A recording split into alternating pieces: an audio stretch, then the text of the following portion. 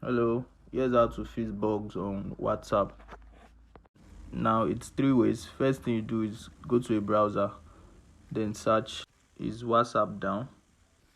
Now that we've done that, I recommend you use the first tab, down detector. You can always check and find out here if there's any complaint about WhatsApp. Always look over the statistics to know. That's done now. You can do an internet speed test from your browser as well. Run a speed test to know the strength of your internet connection. Now that we've observed the strength of our internet, which means the problem with WhatsApp is not coming from your internet. So next thing you have to do is to go to your settings and try to offload WhatsApp. Now in my settings, open your general iPhone storage.